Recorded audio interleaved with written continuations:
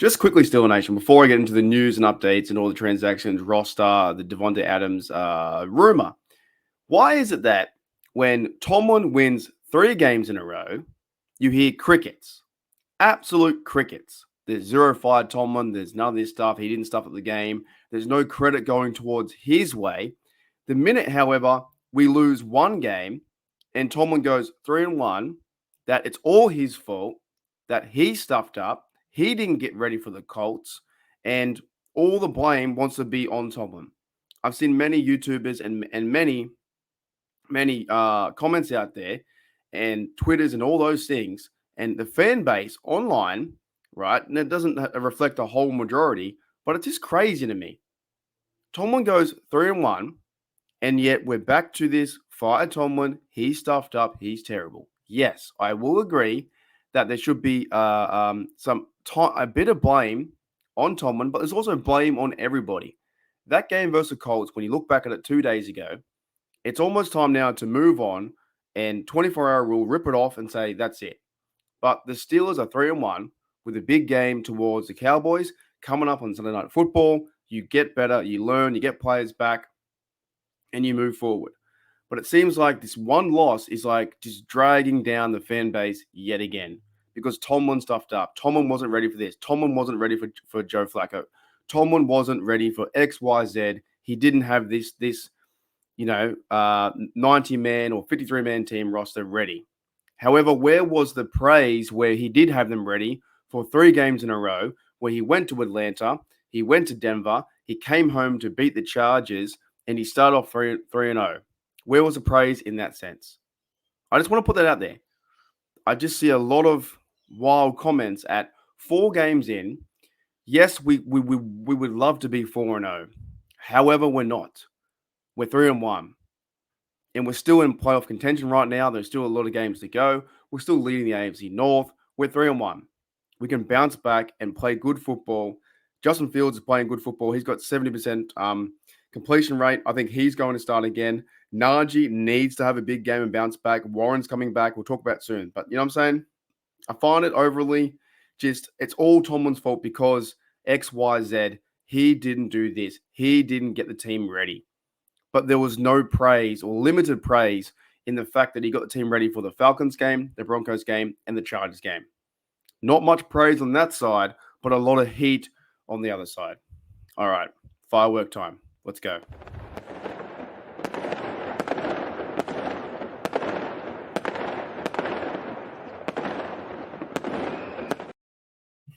All right, we're back still on Nation. I just needed to get that out there. I really just needed to get that point of view out there because I'm a huge Tomlin supporter, and being 3-1, yeah, it could be 4-0, but that's still a pretty good position going into the season and getting a win over the Dallas Cowboys won a great matchup.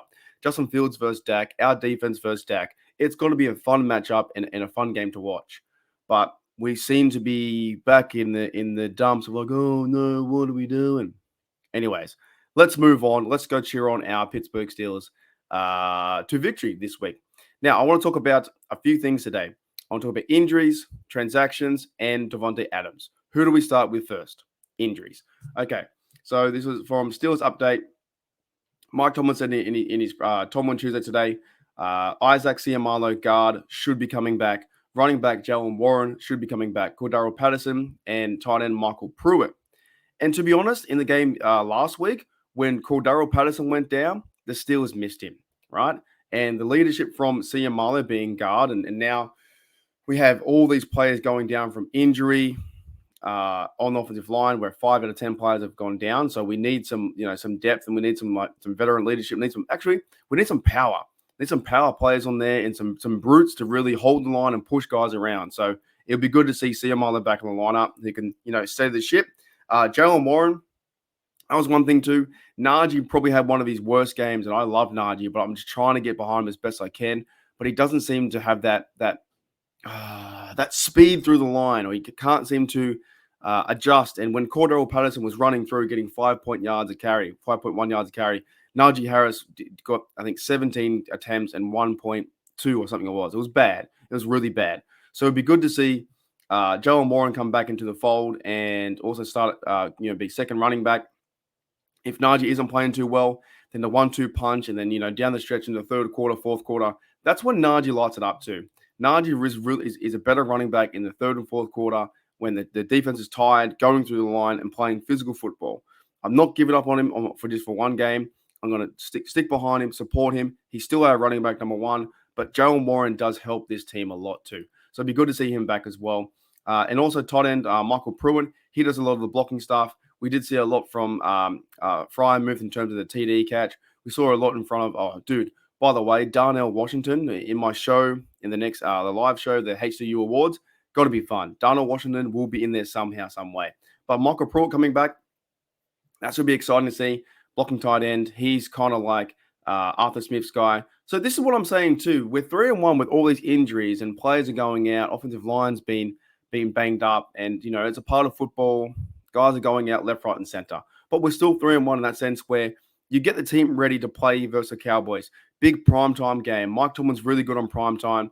The fellas come out there. They play better defense. I guarantee you each and every person in the locker room feels sick to their stomach how they lost that game and started 17-0 down. And they lost to Joe Flacco. I guarantee that. As a competition standpoint, as a football standpoint of we're gonna bounce back, get better, be 4-1. You can't. It's very, very tough to go 17-0. So welcome back to these players too for the injuries. For Ciamalo, Warren, Cordero Patterson, and Pruitt, hopefully should be good to go versus the Cowboys. And definitely, it says could return, so they should come back hopefully. And we need those players back, man. We need the depth behind that. Second point, before I get into the transactions, is Davante Adams.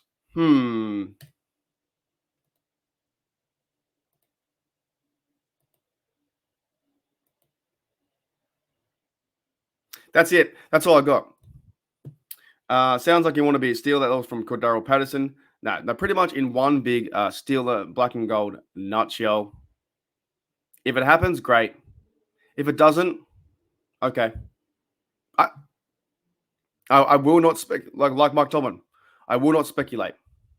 I'm over, and I mean I'm beyond over the receiver 2 talk. I'm over it. I am so far. We probably need it. Yeah, we probably do. The Steelers probably do need a receiver 2, but I'm over it. I'm done. I'm so done. I'm done playing this game. You guys in the comments, let me know if you want to see it happen. Me personally, no comment. If it happens, great. If it doesn't, who cares? Alrighty, now to finish off the show before we go live in a few hours' time, I'm going to read through some of this, and it's going to be put myself down in the bottom corner. This is from the Steelers website. It's a lot going on. The Steelers have made multiple moves, and I don't know these players from bar and soap. I have no idea who these players are, but a lot of players are moving around as best we can. So maybe I'll try and zoom in a bit if you guys can see that at home. And I'll try and scroll slowly. It says that Steelers have made multiple roster moves on Tuesday, including signing offensive lineman Max Sharping off the Washington Commanders practice squad. So he's going to join the 53-man roster. I'll tell you right now, I have no idea who that guy is, but we need bodies. We need depth. So welcome to the Steel City, Max Sharping from the Washington Commanders. The team has also placed guard James Daniels on reserve injured list. So he looks like he could be out for the season. Daniels was, or it doesn't say that, but he could be. Daniel was also injured versus the Colts. Team has also signed linebacker Iku Leota and running back LaMichael Pirine. Now I'm pretty sure that LaMichael Pirine was on the practice squad or in the camp, and he's coming back to the practice squad this year. So welcome to those blokes. Linebacker, which also we need depth there too. Remember, Tyler Matakavich is out still as well. There are other guys nursing injuries. So this is something where it's like last year. It's like last year when they went and got Miles Jack and Eric Deathrow. It's not names but the Steelers might play them in certain downs. Even last week too, I didn't realize that Terrell Edmonds was playing football out there. It goes that fast. I think life goes that fast. And you see different numbers and people out there, and you go, what? Who's that guy? So it's very hard to keep up with the 53 because we're going week by week. Week by week, as people judge this team, oh, we're the best. Oh, we're terrible. Oh, we're okay. Oh, we're medium. Oh, we're Super Bowl. Oh, no, we suck. We go week by week so fast. So welcome to the show. That is those fellas. And hopefully we can find out their stories. And if I had more time, I would definitely try and find out more information about them. So Iku Leota and running back Michael Piron to the practice squad. In addition, though, these are two blokes who we do know that were on the team. And actually, Joe and Elliott played football as a teamer in the last few games. The team has released defensive backs Jalen Elliott, gone. He's been released and cut. And Darius Rush has been released too from the 53-man roster, which is kind of crazy to me because he was playing, I think he was playing some snaps and also playing a bit of gunner, right? So he's gone as well. Rush and Elliott are both gone. But that's how quickly the NFL moves. That's how quickly the Steelers team moves from the 53-man roster. And from the Alan Saunders show with Steelers Now, I did hear them say there was two spots to fill in. So we have like 51 men on the roster right now. So the Steelers are making moves and doing things. Could they sign a receiver? They definitely well could be. Now also running back Jack Coletto and linebacker Marcus Haynes. I know Jack Coletto, he's a fullback. Marcus Haynes, don't know who you are. They are back on the practice squad. So those are your catch up. Those are your notes to fill back in for the players coming back from injury and also from the players who the transactions with releasing Darius Rush, bringing in LaMichael Perron to the practice squad, signing Max Sharping to the roster.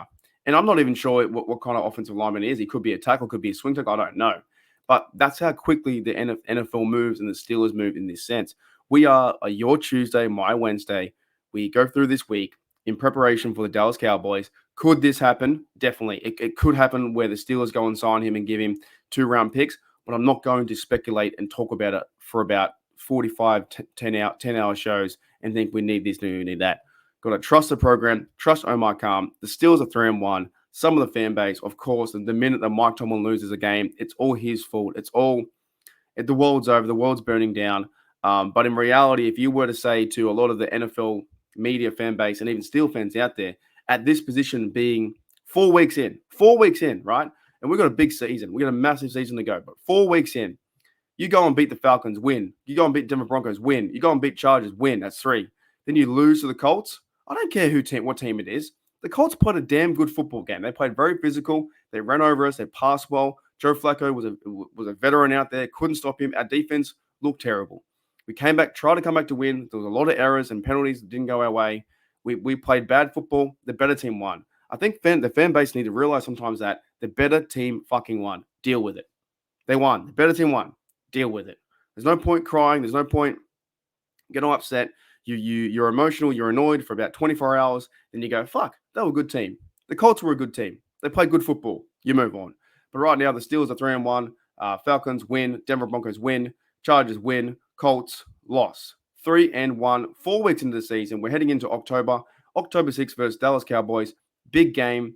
Prime time. And then we have Las Vegas Raiders next at a good time for me too. New York Jets, unfortunately, I will be away. I'll be in Bali, so I won't be able to cover that one. And the New York Giants. So the next 4 games, we have 3 primetime games. We aren't sulking about the Colts game. The next 4 games, we have 3 primetime games, being 8:20, 8:20, and 8:15. Versus New York Jets, where they look pretty bad against Denver. New York Giants, of course, they've beaten who they beat. They beat the Browns or someone like that. So we've got to be careful about them. But it's any given Sunday, and I think sometimes the fan base doesn't, they forget, like, you focus on your players, but you've got to play the other team too. That's why everyone's really worried about this schedule. Or we're going to face all these teams. Yeah, but they got to play us too. Don't forget that. Oh, it's a hard schedule with the Browns, the Ravens, the Bengals, the Browns, the Eagles, the Ravens, the Chiefs, the Bengals. Cool. They have to play us too. Don't forget that, right? Don't forget that. So the Colts get 1 game. They get 1 over us. We're 3-1. Tomlin in the first 4 weeks goes 75%. He goes above 500. If you do that every single time, where in the 4 quarters, you go 3-1, 4-0, whatever it may be, or 2-3, or whatever it is, you can get a better record being you're still on pace to go 13-4, 12-5. That's a good record to win the division. And yet people are like, they were excited, then down. It's time to get back on the horse and start cheering our team on, because it's not over yet. We are 3-1 in the first quarter. The next quarter of football is going to be Dallas Cowboys, Raiders, New York Jets and Giants, where you have three of these games are home. If you can go 3-1 in this point of the season, you could see the Pittsburgh Steelers go, what's that? 3-1, and it's going to be 6-2. You can go 6-2. Then before the bye. 6-2 before the bye ain't bad. All right, I'm done. Let's get out of here. Thank you, everyone, for checking out Steel Nation Australia. As always, like I said, it's just boggles my mind how quickly people jump ship. When in reality, the football season is just one big journey.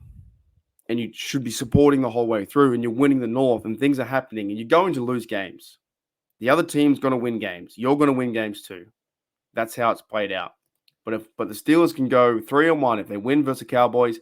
Let's say they lose versus the Raiders, they back it up and they win versus the Jets, win versus the Giants. Then your Pittsburgh Steelers are 6-2, 6 games winning and 2 lost.